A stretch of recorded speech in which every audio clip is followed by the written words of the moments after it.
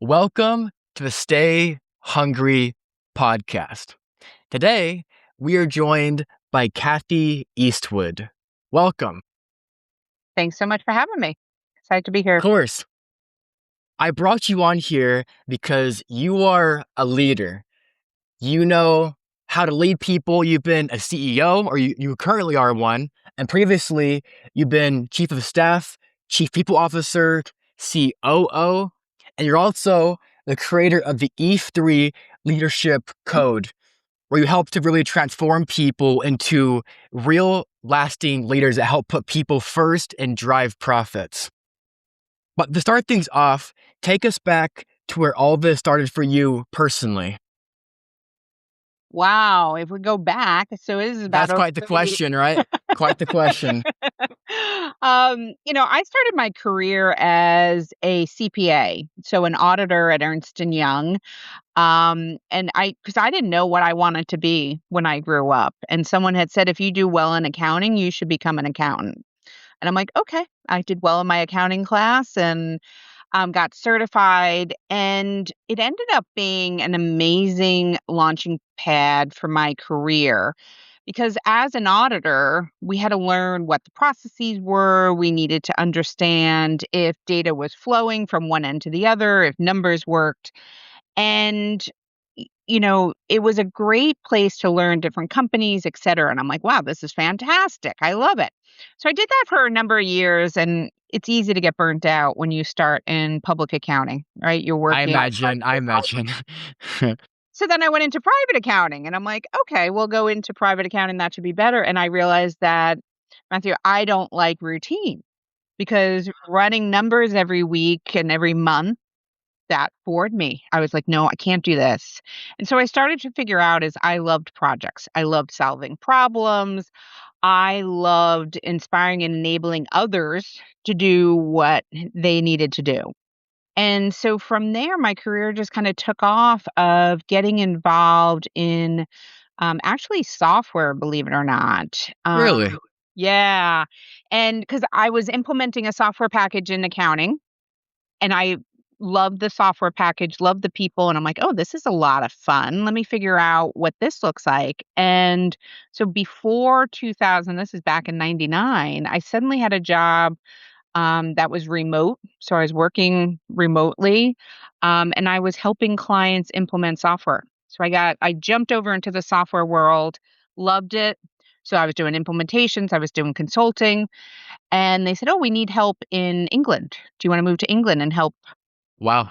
do some clients?" And I'm like, "Sure, that sounds great." So now I start getting into the pre-sales or the sales side of things, right, and helping them sell the product. And that was fantastic. So I eventually ended up moving to a larger software company that was bought by HP. And now I got into integrations, bringing Hmm. 5 different companies together. How do you merge them? How do you merge different cultures, different people? Doing that acquisition and then going into R&D and helping those teams. So as you can see, it was just continuous progression of a career of, "Hey, Kath, we need you to do this. We need you to help solve this problem. Can you drive this forward?" And that's eventually how I became a chief of staff for an R&D organization. I became a chief operating officer for a private equity managed service company, and then a chief people officer. All of that until I then left and said, "Okay, now I want to go start my own company." So it was a real gradual um, movement, if you will, Matthew. But the idea was I always wanted to solve problems and help Right. leaders make things happen. Those seem so random, though, to go from accounting to then the software to then sales to then the people side of things. So you've jumped quite a bit for your career that you probably didn't plan for, right? No, no, if you had ever told me that I was gonna be a chief people officer when I graduated, college as an accountant, I would have said, "You're crazy." Right? But no, it absolutely was the natural progression because it was all about solving the problems and where do we need to get to and what do we wanna do. Right. So you were in corporate for a few decades, it sounds like. Why the shift to like your own thing currently? Yeah, great question. It's one of those, I actually ended up working in a toxic environment. I'm sure you haven't heard this story. Ever, You've heard it. never. Yeah. Never. Uh, and so I was working, in corporate, large company, and it was toxic. It was, not working out well, and I was seeing what bad leadership looked like. And I started to change my leadership style. It started to mimic this leader, and I'm like, "Oh, this isn't good." And so that's when I said, "I just have to leave." And so I left and, probably took one of the biggest steps of my life, considering I was usually fairly risk averse, and I quit my job without another job lined up. Wow. Probably So kind of it's scary, I imagine. Mhm. Especially when you have those recurring, options coming due and money keeps flowing in, and suddenly you say, "Nope, I'm gonna walk away. I don't know what I'm gonna do, but this is not the right environment for me." And so I Wow. took a year off to figure out what did I wanna do when I grew up. So during that year, what kinda happened to you? 'Cause that's a long year to be thinking about what you want out of life and your career options, right? Yeah, it started and it didn't end up being a full year. I think it was well, I know it was 10 months, Mhm. to the day almost, but I spent a lot of time researching. Researching myself, researching the industries, researching what's going on. First and foremost, what would I love? What would I do if I wasn't getting paid? There's some people I was very jealous of artists who play, music, they play instruments, they can sing. That's not my jam. I'm not very good at that stuff. You don't Me want me either. singing. But what did I do? Well, I loved talking to people. I loved coaching them. I loved inspiring and enabling them to do things that they would love to do, but didn't, know how to take the next steps. And I had inspired a lot of people in my career and in my personal life, and I'm like, "Well, that's interesting. That's what I would love to do if I could do anything in the whole world." You don't make money just doing that. So, I started translating it into, I wanna work for leaders that wanna drive change, but know people are key to their success. And Mhm. so what I did was write up a whole dream job. And this is what I wanna do. I wanna partner with someone that gets it, someone that is busy managing up and out, someone, that cares about their people but knows they need to be held accountable to keep doing the right things, someone that knows they have to, express an envision, etcetera. So I'm like, "Here's my dream job." And I started talking to different people. "Is this a problem? Would you need someone like me?" And they're like, "Yeah, no, I would need someone like you." "Yes, and what is that role?" I didn't have a title for it, and I'm like, "Maybe it's a chief people officer, maybe it's a chief operating officer, maybe it's a chief passion officer," right? Like, wasn't trying to get hung up on titles, I was trying to find the perfect environment, Mhm. that I could align with leaders and help them accomplish things. There's one other metric, that really was a motivator for me. There was an article written by Dan Damian in Forbes, and I mean, it's a lot of years ago he wrote this, but that only 8% of individuals will accomplish their New Year's resolutions. Wow. So that number just like, I'm like, what? What do you mean only 8%? I've done a lot in my life where I set my mind to and I get it done. Everyone must do this, Nope. right? And I started doing some more research, right? In the book by The Balanced Scorecard, by Kaplan and Norton, who said actually only 10% of teams really accomplish their goals. And I'm like, Mm. all right, this number's not getting better, much better, right? 10%, 12% by Bain says organizations fail to meet their objectives. So this started like, this number is just sitting in my head going, what is wrong with this? And then the other number that really fascinated me was only 21% of employees are actually engaged at work. Wow. That means 79% of people are not showing up fully. So if you wonder why companies are not achieving goals, your people aren't all showing up. And that's so all of this is swimming around in my head. And I'm like, there's got to be a better way. There's got to be something going on. What have I done differently in my life that I've been able to drive change in all the different roles I was in? What are these other leaders doing? And so I started interviewing different leaders, et cetera. And that's how I wrote my dream job. I'm like, here, I want to partner with execs. I'm going to help them go drive the change. And so that was what I did for that year. And I shopped around my dream job. CEO called me up, a friend of mine that I'd worked with in the past. And he's like, Kath, I have your dream job. You want to come work with me? And I started working for him. It was 2 weeks after I had said to myself, I left on January 1 corporate, and I said I wanted to go back to work on October 1st. That was my date I set for myself. And on October 15th, I started with the new company as the chief operating officer. That's incredible. You mentioned that people aren't engaged. I wonder if they don't love what they do. So, like, if you don't love something, you're not going to be totally all in for that career. How can people change their mindset and how they see at their job and their career for themselves? Yeah, it's a great question. And that's what leadership is about, right? Is learning what is going to inspire and enable people to want to do it, Right. right? And so, I mean, some people show up for work purely for the money, and that's okay. But you need to know that about someone and say, okay, if money is your objective, how do I help you make as much money as you want? A lot of people come to work because they want more purpose. They want to know they're doing something more. Other people come to work because they want to feel included and want to have a community. So the goal as a leader is to figure out what everybody's, I call it what's in it for me or what's in it for you, right? So when I can learn what your WIFM is, then I can help curate the job to get you engaged. Is there like one way you think to actually like lead people? Because you have like the Steve Jobs and they're ruthless, they're all in. Is there like some sort of balance between there and like the human first kind of like leadership there? Yeah, yeah, absolutely. Like a lot of people will say it has to be results at all costs. People don't matter, right? And Hmm. you've seen it. Musk is that way, Jobs, right? Just we have to deliver results.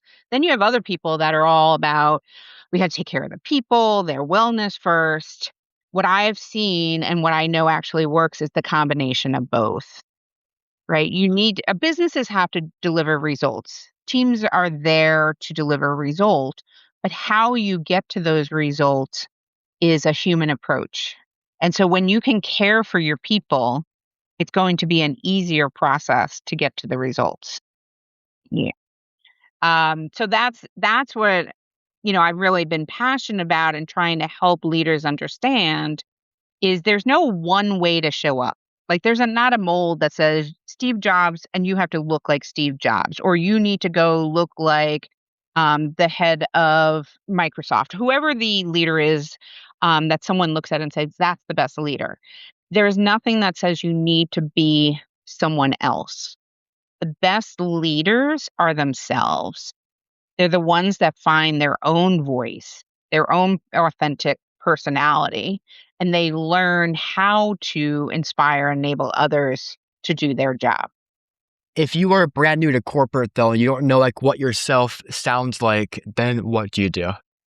It's doing the self-reflection, right? So Mhm. it's actually an exercise that I do with a lot of folks in my coaching is tell me what are your values? What are the most important things to you as an individual?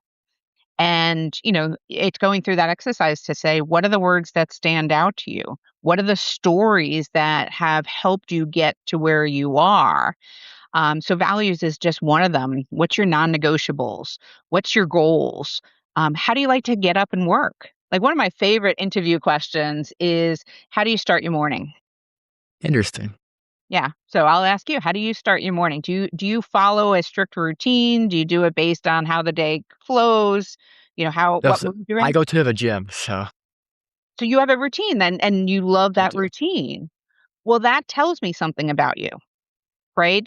I'm going to make sure that you get to the gym every morning if that's something you're passionate about. If I start asking you to show up for meetings at, 7 o'clock and that's your gym time, then I am not honoring who you are and what you need. And Mm. so that's the value of doing this self reflection to know yourself. What's the most important things for you? because then you can start to look for it in other people. And so there's exercises to do that. It sounds kind of tough though, because if you have like a team of like 20 people, for example, and Jim wants this, Tim wants this, you have to then balance out all these different like tasks, what they want, their own priorities with what you like your own vision for the company too. Yeah, and you can't change for everyone, right? I have this discussion often, but some of the things maybe you need to put your guardrails down. As a team, this is my expectations. 9 o'clock. Whatever you do before 9, if you want to come in at 7, Joe wants to come in at 8, that's fine. But as of 9 o'clock, we're all going to be in, right? And then, I need you all there by a certain time or whatever. So as a leader, you need to know what you need to lead best, share it with your team. And as you're hiring, saying, hey, here's what I need. This is what it's going to look like. Are you on board? Can you sign up for that? Hmm. But a lot of leaders don't even know what their requirements are, their needs, or their style. Right. So sometimes they're consistent, sometimes they're not. So you're guessing what they want. Whereas when we can understand ourselves and then share it with others, then we can set ourselves and the teams up for success. And then I can sprinkle in what you want, right? 20 of you guys, okay, well, how do we do this, right? We can't have 20 different ways. What's going to work for everyone? And so you bring the team in, Right. talk about it. So you bring it back to people first, humans first. This might sound kind of silly, but how do you be more human? 'Cause for some people, it's all about profits, KPIs, metrics, numbers, and people produce those numbers. They're not really part of the actual company, though. So how can they become like more human in that way? It's recognizing that people are delivering the results, Hmm. right? And stopping and thinking about, and by the way, this may surprise you as I'm talking about this people first. I am a getter doner. I am results at all cost. But what I have learned is I don't get the results I actually want unless I bring the people along, right? So you need to be aware of, oh crap, if I behave this way, there's a negative potential consequence to it. So I guess this is part of my challenge at times is most people that don't get it are really hard to coach, Hmm. right? The best leaders, here's another interesting. Um, the leaders that are most aware, most successful, and most human first, people Right. first, would say they're doing a worse job than their team would say about them.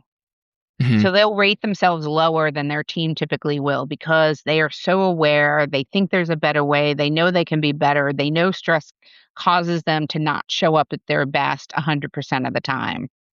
The worst leaders are typically the ones that have no understanding of how their people would rate them, how they are seen.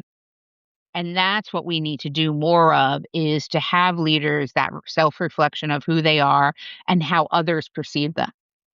Because I can intend to show up as a people first, and you could say, "Yeah, no, that was not very people first, Kath. You say all this, but I wanted to go to the gym this morning, and you scheduled a meeting during that time." Right? So I need you to come back and be able to say, "Kath, you're not living up to what you said, and this is what I need to be successful. Can we talk about?" Most though won't say that to their boss because their boss might let them go, fire them, demote them. So you have all these like blind spots and false feedback. So how do you receive that feedback as like a leader to receive like that real true like values from like your team? It's first being courageous to ask, That's fair. "Hey, give me some feedback." Right? If you understand that feedback is a gift, if you can reframe it, we all, I mean, if you think about it, we all want to succeed. Right. We all want to win, right? That's just a natural tendency. So I've asked some of my leaders, like, what can I do to help you win? Hmm. And reframe it there. And then say, hey, well, if that's what you need, if you want me to act and perform at my best, here's what I need. if you're able to provide me better guidance, if you're able to, um, provide me training or a growth opportunity, I'm going to go from that 21% engagement up to the 100%.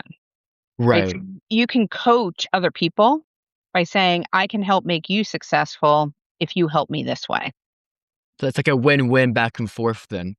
I'm Absolutely. curious for you on culture. I think that some leaders, they're only good in that one culture, but if they were to move out of that like segment of that culture, they would then suck as like a leader because more like the job title or their culture. But if they were to leave that culture, they are done. So how do you create like a thriving culture of like a company? Culture is what you do, what you say you're going to do, and then what you actually do. Right? Mhm. That's how you create culture. If you create, if you make people scared to give you feedback, if they're afraid to voice an opinion or bring an innovative idea, by doing that, you've created that culture of fear. Right? Some might view it as it's very dictatorial and we're just going to do it and results at no cost, but you're not looking at what you're losing on the flip side of it. Right? So the Right. culture is how you behave teaches others to behave that same way. Culture is very long-term based. It's how we like our brand, our function, how we do things in this company. Correct. You can't just put it's not words on a wall. Correct. It's like what you actually do in that company. Right. So if my intention always is I'm a nurturing driver. Everybody that works with me knows I want to get things done, but I care about people. And that's my goal. I want to have a very results oriented business with a human approach to that. Right. So that's where I intend to show up.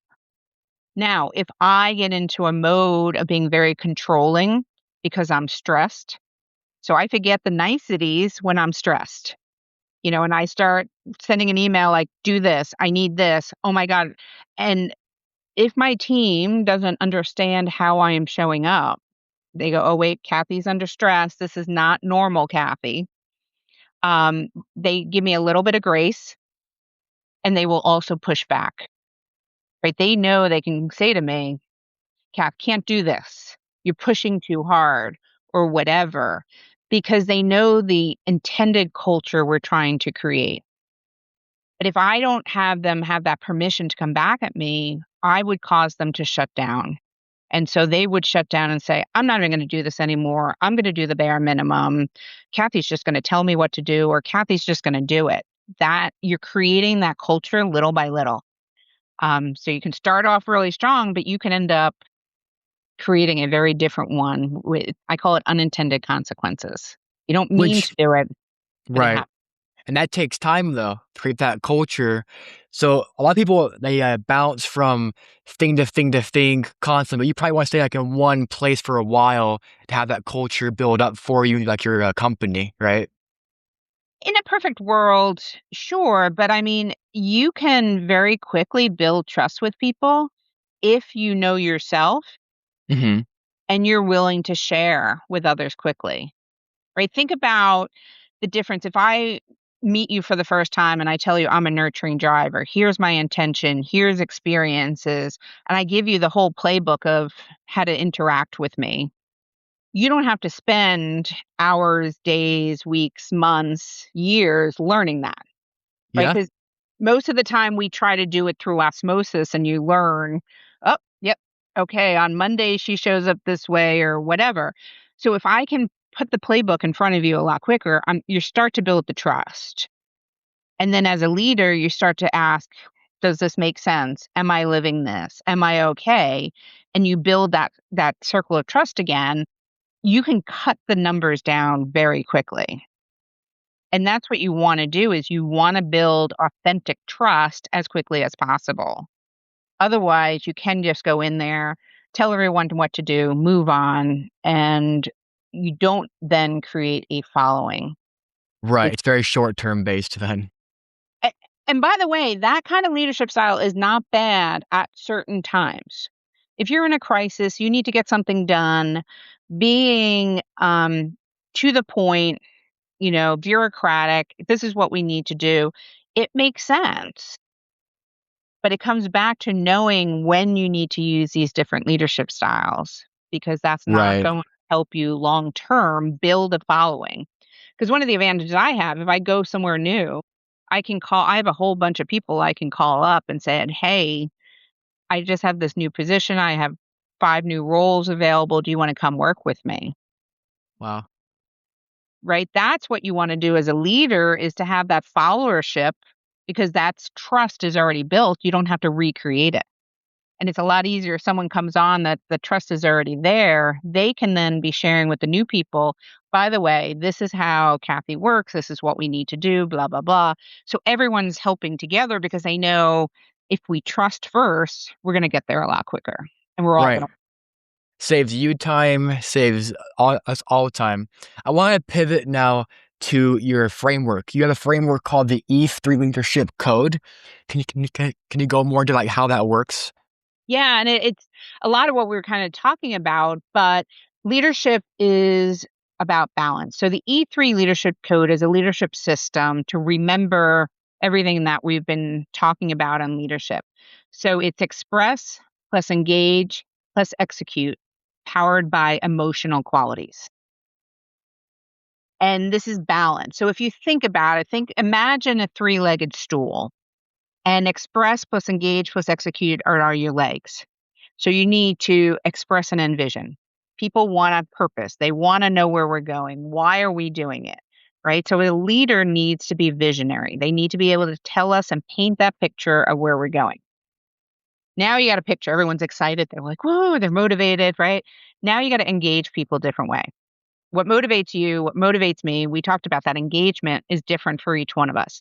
So now I need to make sure I put a plan in place to engage people the way they want to be engaged. Have you ever heard of the golden rule? Treat others. Yes, of course. I challenge that one because if I treat you the way I want to be treated, that might not work for you. So I like to challenge it with the platinum rule. Treat others the way they want to be treated. Interesting. Okay, so we elevate that. So that's the engagement part is making sure everyone knows what's their roles, what's their responsibilities, why are they there, what do they need to do, how are they going to be held accountable, right? Because this isn't as you said, this could get exhausting if I'm trying to do things 20 different ways. Well, no, I need you to do this, and this is how I need you to show up as well, and then working together. So that's the engagement, second leg. Third leg is execution. So you can have the best ideas. Everyone's excited, right? Everyone's going out and chatting together. But if you don't execute, you're not going to deliver on the results.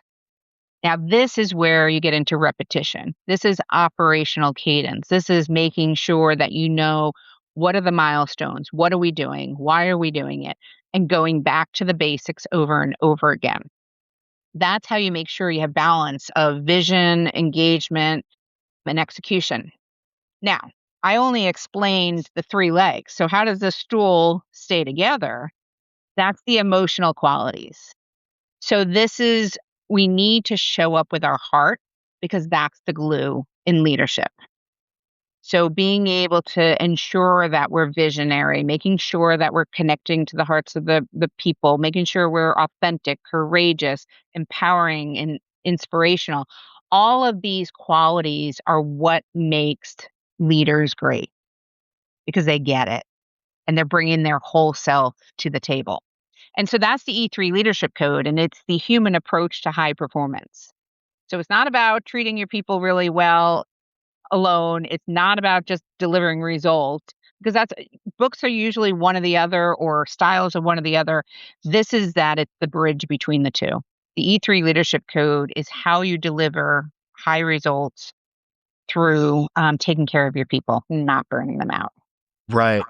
Do you see patterns in this? Because you see lots of different clients and coaching and like what like works well for them personally for this like framework here.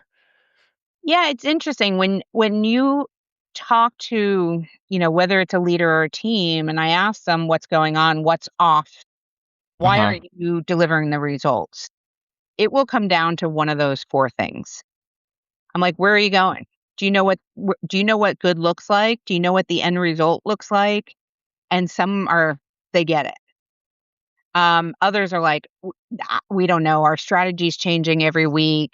We have different priorities. We don't know which we should work on. No one's told us what we need to do." So then okay, we haven't clearly expressed the end vision, right? So that might be problem number one. Number two is, what's the engagement level? So you ask, what's your employee engagement scores? What's your retention rates? What's your productivity? All of these questions, if they can't answer it or they're not good, now you know you have an engagement issue. Hmm. Then are you delivering on the results? Well, do you have milestones? Do you have governance? Are you tracking the results? A lot of times they'll go, "Oh no, we're not doing that." Or it might be, are we creating a culture where people feel psychologically safe, that people want to be there, that people care? And so typically it will be one of these areas, or it could be a bit of everything. Because if you go back to that stool, right? All you need is a little bit off on every one of them, and the stool is not solid. Right. Well, to be fair, I'm guessing that most companies don't have all four of these things perfect, like the majority of them out there, you know? Well, and that's why I go with the less than 30% of individual teams are. We talked about those metrics in the beginning, right? And 8, 10, Right. 12. I get argument, I get a lot of pushback. So I said, okay, fine. Less than 30%. Are you comfortable with 30? They're like, yeah. So less than 30% of individuals, teams, and organizations are accomplishing their goals. Which still seems kind of high to me still, but that's probably a good safe number to use for companies, but it's still pretty high for that the metric. But So you have to think about, what are they doing? They have the balance between all of this, right? They don't just have an inspirational leader. They don't just have someone that's operationally sound. You talked about like the accountants. What do you do about the guys running the reports or the analytics and saying just push, push? Well, they're not getting the people to come along, right? So you can see, if you have too much of one um, strength, if you will, you're going to be out of balance. So the goal is to make sure you have the balance among all of those elements. so your main philosophy is really just people first, and then it'll go from that point for like your numbers and like your KPIs. I want to pivot real fast to like your book that you wrote recently, right? Yep. It's called the E3 Leadership Code: A Human Approach to High Performance. And I wrote it for the leaders that know there needs to be what good looks like, right? Because a lot of us do know what we should be doing, but we forget the basics. And so this book goes through the system and reminding you of how to express and envision. How do you engage your people? How do you execute? And how do you show up with emotional qualities? So it's not theory of what and why. It's a practical Right. guide to help leaders remember what to do. So it was written for even myself to be able to go back at any point. Someone brand new starting out, here's what good looks like. And then someone that is tenured to read it again and be able to go back. Oh, crap, I forgot. Yes, you're supposed to give gratitude. Oh, that's right. And I've forgotten. And so that's how the book is written, to help leaders succeed. Because to your point, people already know this stuff, but it's being able to go back to it day by day about like the people first, humans first, which takes time to get that like your head, like that whole like mindset. Yeah, we get busy, we get stressed out, Exactly. and it causes us to do things we don't intend to do. And so, unless we know what our intentions are, it's hard to come back to it. It's hard for others to help us see the right path. And that's why it's powerful to know that what that roadmap is and what your personal roadmap is, to keep coming back to it. Right, because if you're stressed out, you don't know what you stand for, then you'll go and here or here. You have to know like what your values are, what you stand for in that way. Yep, exactly. Well, very cool. Just like your last thoughts that you would share to the audience, what those would be. I've often been asked, like, what is the most important skill that we should, as humans and leaders? It's awareness. Stopping to listen to what's happening within ourselves, what's happening with others on how they perceive us, and how our reactions and our behaviors impact others. So having that awareness will put you in a better position 99% of the time. There you go. If people want to find you online, where can they go to? The easiest place is www.kathyeastwood.com. You can find out more information about myself, the book, and the E3 Leadership Code. There you go, guys. Go find her online. You've been fantastic. Thank you all for tuning in. Until next time, stay hungry.